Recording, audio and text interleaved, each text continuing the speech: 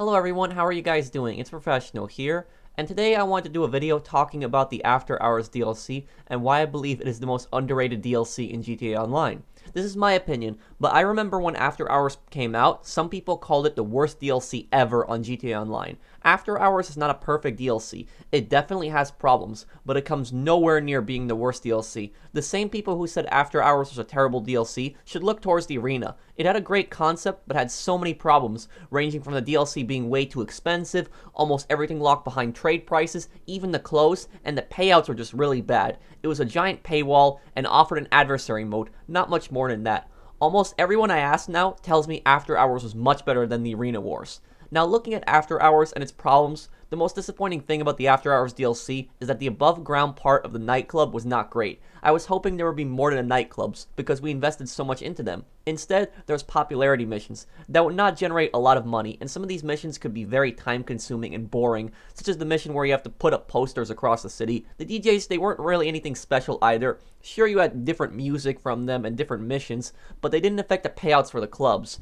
Many players were disappointed there wasn't more to the above ground portion. However, despite that, if we take a look at everything else in the DLC, it's pretty good. We had to purchase a property like in most other DLCs. However, this DLC was unique in that the nightclub was two businesses in one. It wasn't like a crate business, and not entirely like an MC business either. The underground portion of the nightclub would turn out to be one of the best businesses ever added. It did add that criminal element, because the nightclub was a front for all of our other illegal businesses. This business was a gift, as it was a money-making machine, and it's a gift to all solo players because it's very solo-friendly. It's always one delivery vehicle, no matter how large the sale is. Some people purchased a nightclub and they told me it's a bad business because they're not making good money from it. That's because they don't own many businesses. The nightclub is not effective unless you already own various businesses. If you buy it early on, it will not be effective. However, if you buy businesses like the cocaine business, the meth business, the counterfeit cash, and the bunker and the hangar, you can make a ton of money from the nightclub. How? Doing nothing. That's right, the nightclub, all you have to do is just assign your technicians to those businesses, and then they will keep producing no matter what. Do VIP work, sell and work in other businesses, even do heists, and they'll keep producing. The nightclub will always be producing. You never have to buy supplies or source cargo for it, just sell it at the end. But the DLC gets better, because it added business battles. One of the best free mode activities ever added. Every 15 minutes, a business battle spawns, so long as it's a lobby of at least 3 people. If it's over 6 people, free mode events, they may spawn and they may counter the timer on it. But every 15 minutes, one spawns, and you can go over and source free cargo for your nightclub. It can range from cargo for the hangar portion, product, or sporting goods, which are guns. You deliver it to your nightclub, and you get paid for it, around $20,000, and you get the cargo in your club, which you can sell for later. This helps fill it up even faster, and you can save a lot of time on cargo producing. You don't have to do the activity, but if you want to fill up your club even faster, it's something new to do in free mode. But the DLC gets even better than that. Remember how I said it's always one delivery vehicle for selling the nightclub?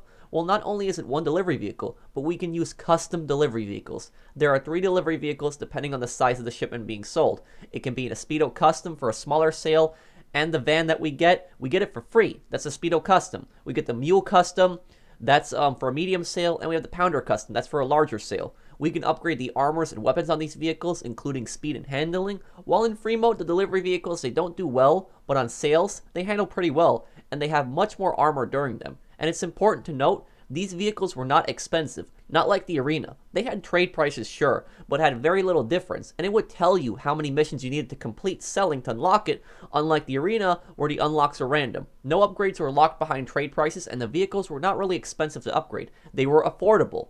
Once we are ready to sell, we go back to our computer. Look at this giant sale that I'm making here. I like to sell my club once a day. And I also do it in populated lobbies for larger bonuses, because all the cargo in the nightclub is produced for free. There's not really that much of a risk of you losing money if some griefer decides to go after you. I like using Ghost Organization. It gives me a 3-minute window to sell the cargo, and if someone still goes after me, I close the application. Sometimes people have not gotten their cargo back, but the majority of the time when I did it, I did get my cargo back. You will only lose a small amount, so it is worth the risk in my opinion. Look at how much money I made here. I made over $1 million, and all I had to do was assign my technicians to produce cargo and then sell at the end. In the meantime, I was able to make money from other businesses and activities. Many people underestimate how effective the nightclub business really is. It's a gift, and a real gift to the solo players. But this DLC gets even better. In Drip Feed, it added the Dogfighter, the best dogfighter to the game, the B11, and a Terabyte.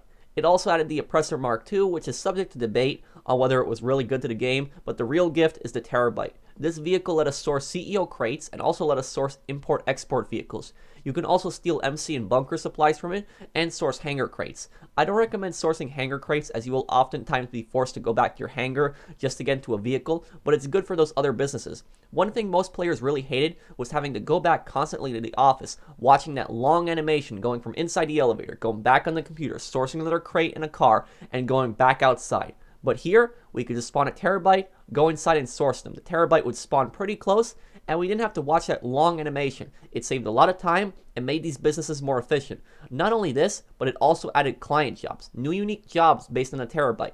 The most effective ones were diamond shopping, where you go into a jewelry store, you steal a briefcase, you get to the vineyard. Another one was targeted data, where you go into Life Invader offices, you hack computers, you kill a target. Robbery in progress, where you kill bank robbers, you steal their loot, you take it to the drop-off, and there's more, but the best jobs give you $30,000. While we could have had more content in the nightclub itself, what was great here is a new business was added. New useful vehicles from the Terabyte to the B11 to delivery vehicles. A new business with unique style of a nightclub, and we had new activities like business battles, and also new things to do outside the business. The Arena Wars was just the arena. We had nothing else to do outside of it. That was one of the biggest problems. They should have given us new activities in free mode, but they didn't. But here, we had client jobs, and because of the Terabyte, we could also source cargo for all of our new businesses easier. A good DLC, it has unique vehicles, new business, and activities outside that business, such as client jobs. While I do think that there were other better DLCs than the After Hours, I think that if you compare it to Arena Wars, you truly see how much better After Hours is than the Arena. I have made close to $84 million from the nightclub. I will hit $100 million alone in nightclub earnings in a few weeks. I have probably made over $10 million just from all the client jobs I've done as well.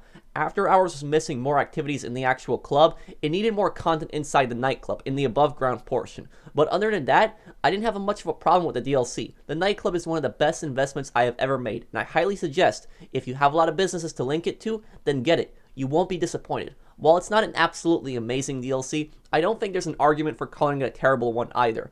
I hope you guys have enjoyed my breakdown there. If you could drop a like if you enjoyed my video, and if you're new to my channel and enjoy my content, subscribe. Let me know down below, what do you think of the After Hours DLC, and what do you think of the Arena when you compare the two? I hope the next DLC, it offers a lot of content with a new good business, new activities to do outside that business, and new unique vehicles. I hope there's not paywalls like in the Arena. I hope everything's not locked behind trade prices, and I hope the prices are affordable. So thank you guys for watching. I'll see you guys on the next one. Take care, everyone.